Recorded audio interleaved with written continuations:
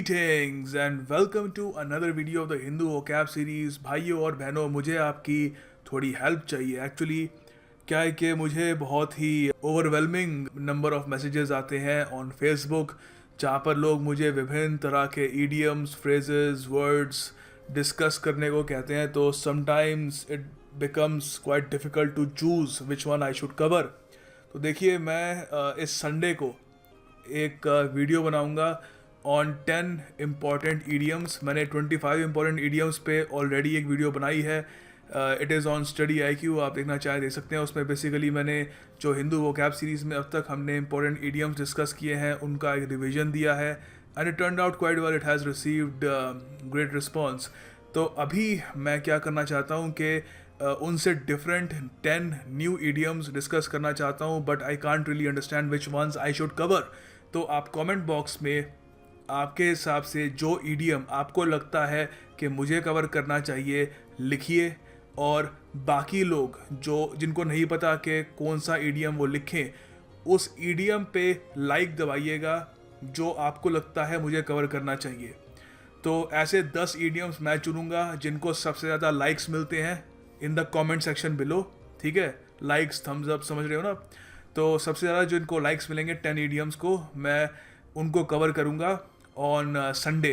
तो ये अनाउंसमेंट मैं आज कर रहा हूँ और सेम अनाउंसमेंट मैं कल भी करूँगा। दोनों वीडियोस की जो कमेंट सेक्शन में से जो मोस्ट लाइक्ड ईडियम्स होंगे, they will be covered with their origin, their story. और आपको पता है मैं कैसे समझाता हूँ, बस दिमाग में बसा दूंगा हमेशा के लिए आपके लिए। ठीक है, so this will be done this Sunday and it will be quite beneficial for all of you. So now let's start today's video. अच्छा देखिए, अभी इतनी लंबी चौड़ी अनाउंसमेंट के बाद एक कोटेशन बनती है। आई एम श्योर आप इतनी पेशेंस रखेंगे, you will bear with me. अच्छा देखो, bear with me, WEAR with me. अच्छा, इसका मतलब होता है मुझे बर्दाश्त कर लोगे, जो मैं कर रहा हूँ टॉलरेट कर लोगे मुझे।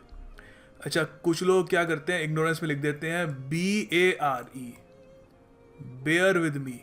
देखिए, बेयर होता है बिना वस्त्रों के, ठीक है, कहते हैं ना बेयर फुट, तो ये वाला बेयर होता है वो। तो आप ये तो बिल्कुल नहीं कहना चाहते, ठीक है, तो याद रखिएगा, थोड़ा सा इसमें गड़बड़ हो जाती है और मतलब बिल्कुल ही चेंज हो जाता है।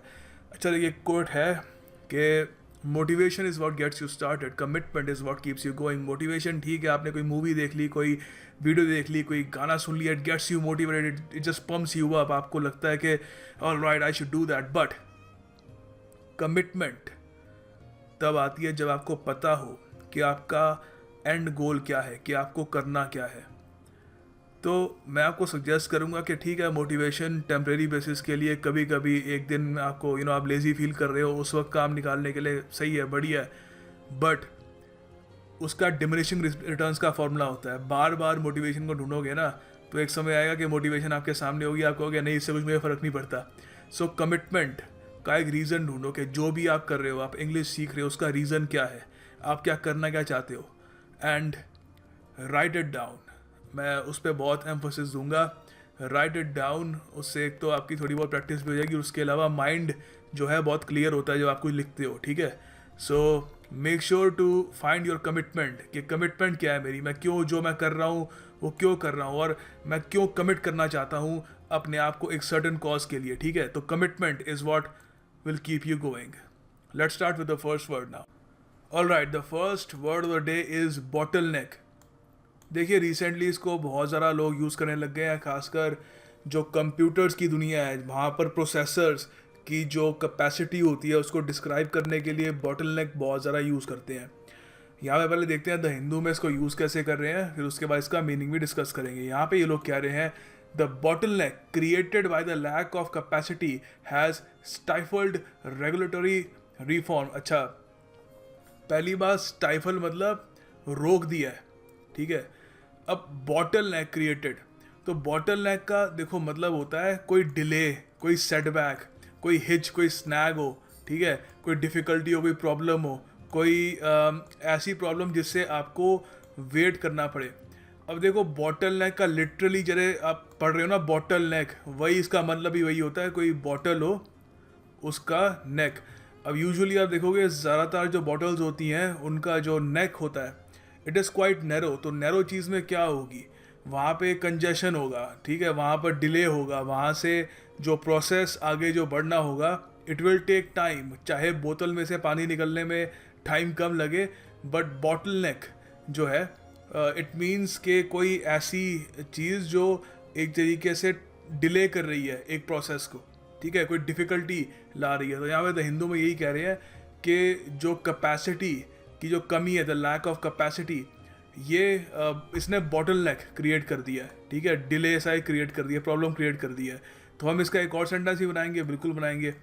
We can say we need to analyse the bottlenecks in our government and force the government to fix them. सीधी सी बात है, कोई भी एक डिले हो रहा है हमारी सरकार में, जो एक ऐसी चीज़ है जो सेटबैक्स क्रिएट कर रही है, we should fix that, that's obvious. उसके अलावा देखिए, कंप्यूटर्स की दुनिया में प्रोसेसर के लिए बहुत यूज़ करते हैं कि एक प्रोसेसर की सर्टन लिमिट है। मान लो अगर आप एक छोटा प्रोसेसर है पेंटियम टाइप का डुअल कोर, उसको आप यूज़ कर रहे हो बहुत ही हाई लेवल रेंडरिंग के लिए या 3G इमेज वगैरह बनाने के लिए, तो वहाँ पर बात करते हैं कि ये बॉटल नेक कहाँ पे होगा, इसका मतलब डिले कहाँ पे आनी शुरू हो जाएगी इसकी, ठीक है, ट्रबल्स इश्यूज़ कहाँ पे आने शुरू हो जाएंगे इसके। तो इसका उल्टा क्या होगा, something that assists you, something that supports you, something that helps you, कोई एड करता है, ठीक है, उसका उल्टा। तो याद रखना, ये रिसेंटली इसका यूज़ जो है इस वर्ड का बहुत ज़्यादा बढ़ गया और कोई बड़ी बात नहीं है, एग्ज़ाम में भी ये आ सकता है। देखिए अगला शब्द है मेलनकली। मेलनकली ये एक खूबसूरत शब्द है। देखिए इसका अर्थ क्या होता है, इसका अर्थ होता है एक ऐसी फीलिंग जो आपको सैडनेस दे, आपको उदासी दे, एक सैडनेस, एक ऑलमोस्ट मान लीजिए सॉरो की एक फीलिंग। तो यहाँ पर क्यों सॉरो हम फील कर रहे हैं द हिंदू में, देखो यहाँ पे लिखा हुआ है the melancholia of watching our idols past their prime. तो देखो एक काफ़ी अच्छा सा आर्टिकल था, बेसिकली आपको पता होगा विनोद खन्ना की रिसेंटली पिक्चर काफ़ी वायरल हो गई थी, बहुत ही एक मशहूर एक्टर थे, बहुत ही हैंडसम एक्टर थे, तो बहुत ही दुबले पतले लग रहे थे, he was looking very very weak. तो उसमें यहाँ पे कह रहे हैं कि एक उसमें उदासी सी लगती है कि आपको you feel sad, you feel woeful, कि एक ज़माने में जो आपके आइडल्स थे, जो आप जिनको आप लुकअप टू करते थे, जो आप सोचते रहे कि ऐसा मैं बनना चाहता हूँ, अब वो they are past their prime. Prime मतलब जो उनके सबसे सुनहरे दिन थे, जो उनके सबसे बढ़िया दिन थे, उसके वो आगे जा चुके हैं, सो अब दे आर ग्रोइंग ओल्ड। तो उसमें एक सैडनेस दिखती है एक आदमी को, मेरे हीरोज़ अब वो उतने स्ट्रॉन्ग नहीं रहे जो एक समय पर थे। खैर मेलनकॉली को हम लोग यहाँ पर we can use it in 2 sentences over here. हमने यहाँ पे ये लिखा है the novel's tragic end put me in a melancholy mood. तो नॉवल का कोई ट्रैजिक एंड हो, ठीक है, उसकी वजह से यू विल फील सैड, आपको उदासी सी आएगी। अब ये भी कह सकते हो the suicide scene makes the film rather melancholy although it's basically a romantic story. तो ये कौन सी मूवी थी, आशिकी 2, काफ़ी जो सुसाइड सीन था, it sort of made it A melancholy rather than a romantic story, ठीक है। तो यहाँ पर इसका जो उल्टा होगा वो क्या होगा, चीयरफुलनेस, हैप्पी, कोई खुशी सी हो, ठीक है। देखिए अगला शब्द है गैलोज। गैलोज काफ़ी इंटरेस्टिंग वर्ड है। देखो यहाँ पे द हिंदू का जो टाइटल है, यहाँ पे ये लिखा हुआ है many option to save Jadhav from gallows. तो आपको पता है कुलभूषण जादव जो पाकिस्तान में उनकी सरकार ने उनको फ्रेम कर दिया है, वो कह रहे हैं कि he is an Indian spy और इसलिए उनको फांसी दे दी जाएगी। तो काफ़ी इस पर कंट्रोवर्सी भी हो रही है। सो अभी यहाँ पे ये कह रहे हैं कि इंडिया के पास बहुत सारे ऑप्शंस हैं कुलभूषण जाधव को बचाने के गैलोज से। गैलोज क्या होता है, देखो गैलोज मतलब होता है ये एक, आप देख रहे हो यहाँ पे थोड़ा, आई डोंट नो पूरा आपको दिख रहा होगा नहीं, मैं एक वैसे बड़ी पिक्चर भी आपको यहाँ पे प्रेजेंट कर दूंगा कुछ सेकंड्स के लिए। तो देखिए ये गैलोज होता है, ये बेसिकली एक वुडन स्ट्रक्चर होता है जहाँ पे 2 फांसियाँ लटकी होती है। ये पुराने ज़माने में यहाँ पे सबके सामने पब्लिक हैंगिंग जो होती थी तो वो गैलोज में होती थी, ठीक है। तो आज भी यहाँ पर ये, हालांकि अब सीधी सी बात है ऐसे हैंगिंग तो नहीं देंगे प्रॉब्ली, मगर फिर भी यहाँ पे इन्होंने लिखा है कि किस तरीके से हम फांसी से जाधव को बचा सकते हैं, ठीक है। तो अब देखो गैलोज ये होता है, ये लकड़ी का ये स्ट्रक्चर, मगर अगर यहाँ पे लिखा है द गैलोज, द गैलोज मतलब सीधा हैंगिंग, तो फिर हम यहाँ पे लकड़ी का स्ट्रक्चर की बात नहीं कर रहे, इट मीन सीधा हैंगिंग या डेथ सेंटेंस। तो आपको अगर यूज़ करना है तो द गैलोज के साथ यूज़ करिएगा, मैं आपको सजेस्ट करूँगा। तो यहाँ पे सिंपल सा सेंटेंस है the Kings merciful nature saved him from the गैलोज। तो राजा का नेचर कैसा था, माफ़ करने वाला नेचर था, उसी वजह से वो डेथ सेंटेंस से बच गया, मतलब फांसी लटकने से बच गया वो, ठीक है। तो याद रखिएगा, बहुत ज़्यादा इंपॉर्टेंट वर्ड है गैलोज, एग्जाम में एक दो बार आ भी चुका है और कोई बड़ी बात नहीं है, सिंस अब बहुत ज़्यादा न्यूज़ में भी रहेगा ये, तो फिर से पूछ सकते हैं। फुल थ्रॉटल, तो यहाँ पे द हिंदू में क्या कह रहे हैं, ये फुल थ्रॉटल कहाँ पे यूज़ किया है, Kohli trains eight full throttle. तो बेसिकली ये एक फ़ोटो थी, कोहली की ट्रेनिंग कर रहे थे, तो उसके ऊपर इन्होंने लिख दिया Kohli trains eight full throttle. Full throttle का देखिए अर्थ होता है पूरे जोर से। अगर कोई चीज़ आप फुल थ्रॉटल कर रहे हो, मतलब फुल इंटेंसिटी से, जितनी भी स्पीड से आप वो चीज़ कर सकते हो उतनी स्पीड से कर रहे हो, पूरा जोर लगा रहे हो उस पर, ठीक है। You are putting in as much as energy as you can, जितनी आप में एबिलिटी है, जितनी आप कर सकते हो उतने आप उसमें आप एनर्जी डाल रहे हो, ठीक है। तो यहाँ पे एक सेंटेंस है इसका, ही started preparing at full throttle. अच्छा देखो, यहाँ पर ऐड लगा देना, ठीक है, ट्रेन्स एट फुल थ्रॉटल, तो हमेशा जब भी यूज़ करते हैं यहाँ पे इसको ऐड लगाते हैं, ठीक है। तो एट फुल थ्रॉटल, अब देखो यहाँ पे लिखा हुआ है कि he started preparing at full throttle for the preliminary examinations as soon as the dates for release. तो बिल्कुल होता है, जैसे ही डेट्स आती है CGL बैंक वगैरह जिसकी भी, तो जो सीरियस कंटेंडर होते हैं, जो सीरियस होते हैं जो आपके बारे में, they start preparing full throttle. और जो एंटोनिम होगा इसका वो क्या होगा, लो इंटेंसिटी, स्लगिश और लेजीली, ठीक है, बहुत ही आराम से। देखो अगला वर्ड है स्टिंट। स्टिंट ये काफ़ी जगह यूज़ करते हैं न्यूज़पेपर में, बहुत आपको ऑलमोस्ट हर दिन किसी ना किसी एक न्यूज़पेपर में मिल ही जाएगा इसका। देखो स्टिंट का मतलब होता है एक सर्टन टाइम, एक सर्टन काम या एक सर्टन टास्क या एक सर्टन सेशन जो किसी को असाइन किया गया हो, ठीक है। तो यहाँ पर एक सिंपल सा इसका सेंटेंस है कि our servant performs his daily stint without grumbling, ठीक है। तो अब ग्रम्बलिंग का क्या मतलब होता है, ग्रम्बलिंग आपको याद है, ये हमने वर्ड डिस्कस किया था कुछ दिन पहले। यहाँ पे मैं अब ये भी करूँगा कि वर्ड्स यूज़ करूँगा ताकि थोड़ा पुराने वर्ड्स का रिवीजन भी हो जाए टेस्ट के अलावा भी। It's all about revision man, क्योंकि देखो इन दी एंड आपको जब तक एग्ज़ाम में आप उन सब वर्ड्स को यूज़ नहीं कर सकते, तो हम यहाँ पे जो भी कर रहे हैं इट्स पॉइंटलेस। बट फॉर्चुनेटली जो मुझे कमेंट्स आती हैं आप सब लोगों की ऑन फेसबुक और अदर सोशल नेटवर्किंग प्लेटफॉर्म्स के, जो भी वर्ड्स आप यहाँ पे सीखते हैं they stay with you, it's quite motivating for me. So उसी प्रथा को आगे जारी रखते हुए थोड़ा ये पुराने वर्ड्स का भी रिवीजन करते हैं। ग्रम्बल का देखिए मतलब होता है कि कंप्लेन करना किसी चीज़ के बारे में इन एन एनॉयड वे, ठीक है। तो अब मान लो किसी भी चीज़ के बारे में ग्रम्बल कर सकते हो, आपके लाइट टाइम इलेक्ट्रिसिटी कम आती है और कुछ भी कह लो, खाने में नमक ज़्यादा है, तो ग्रम्बल करना, ठीक है। तो जो सर्वेंट है वो अपना जो स्टेंट है, जो टास्क होता है जो उसको असाइन किया गया, जैसे कपड़े धोने, कुछ भी करना है वगैरह, तो बिना किसी ग्रम्बलिंग के करता है, ठीक है। कुछ ये नहीं बोलता कि हार्पिक ख़त्म है या ये ख़त्म है या मतलब वॉशिंग मशीन नहीं चल रही है, कुछ नहीं। He performs his stint without grumbling. आगे देखो स्पोर्ट्स सेक्शन में एक आर्टिकल आया था, यहाँ पे लिखा है डेजा वू, ठीक है। मुझे डेजा वू का मतलब बताओगे आप कमेंट सेक्शन में विद अ सेंटेंस, क्योंकि मैं भूल गया, मुझे कुछ याद नहीं आ रहा। तो मुझे बताओ कि डेजा वू क्या मतलब क्या होता है इसका, और इस पर बढ़िया सा सेंटेंस भी बनाओ। देखो अगला यहाँ पे जो वर्ड है वो है वैन।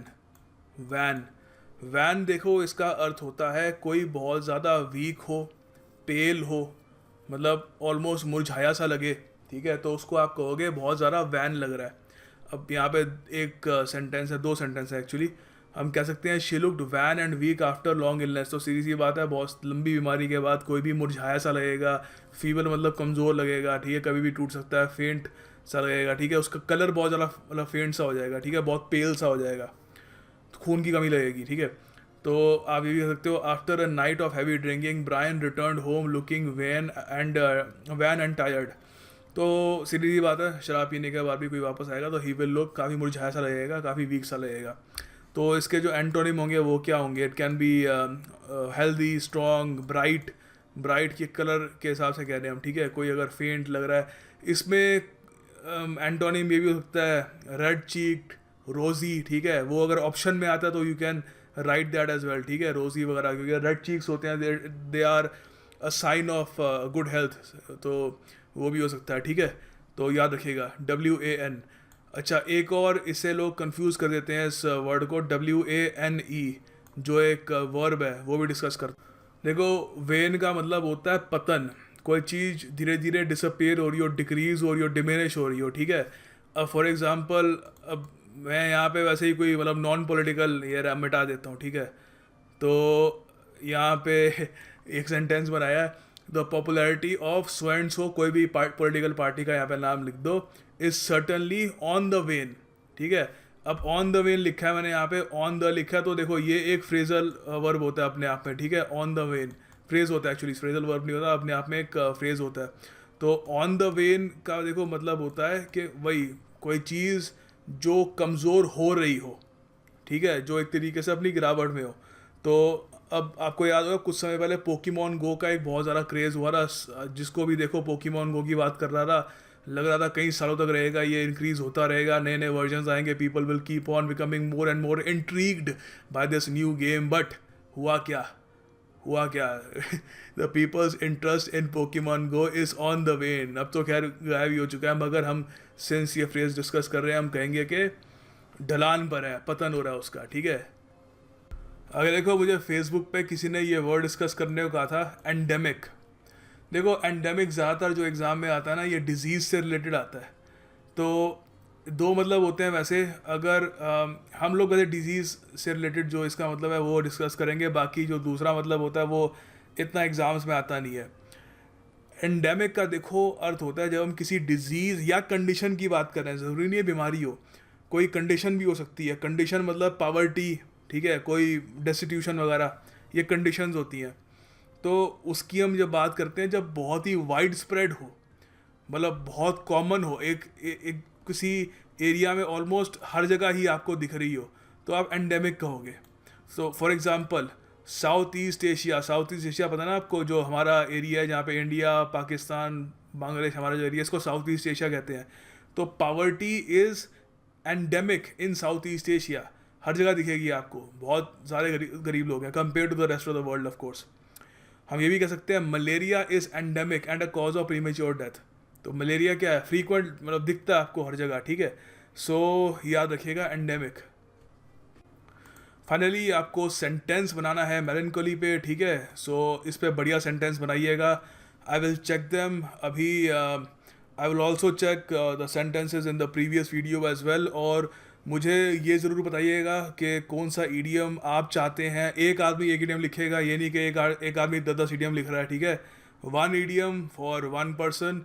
और आप जो बाकी लोग हैं, अगर आप उस पर्टिकुलर आदमी से एग्री करते हैं तो उनको लाइक कीजिएगा, थम्स अप कीजिएगा। जितने टॉप मोस्ट लाइक्ड ईडियम्स होंगे कमेंट सेक्शन में आज और कल, उनमें से हम कवर करेंगे संडे को, ठीक है।